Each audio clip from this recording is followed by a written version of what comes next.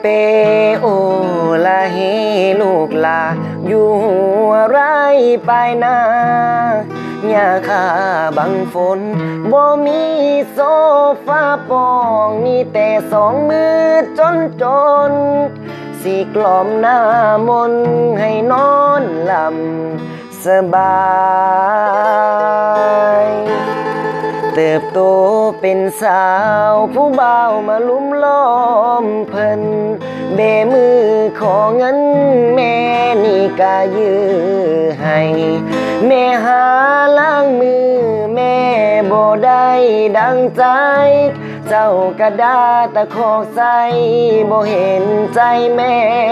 เลยมือที่แม่เคยหอมเจ้ากำมาซ้อมมาตีแม่เช้าที่แม่ดูแลเจ้าที่แม่จนหัวขมำปากที่เคยป้อนเขาเจ้าด่าเจ้าเว้าบาดใจซ้ำเว้าใส่แม่จำบ่อยากมีแม่จนมือกล้วยเปโอละเฮลูกลาให้เจ้ากับใจสาแม่ที่ให้อภัยให้เบิดลมคุณบ่จึงสำนึกน้ำตาไหลขอฝ่าลงเอิ้นใส่แม่คงบ่ได้ยิ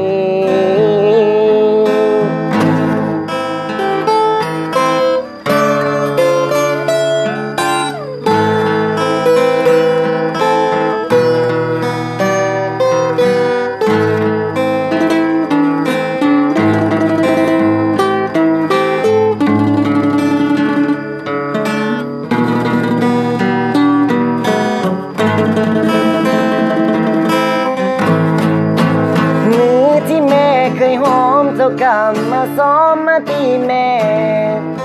เช้าที่แม่ดูแลเจ้าที่แม่จนหัวขมำปากที่เคยป้อนเขาเจ้าด่าเจ้าเว้าบาดใจซ้ำเว้าใส่แม่จำว่าอยากมีแม่จนมือกล้วยเปโอละเฮลูกลาให้เจ้า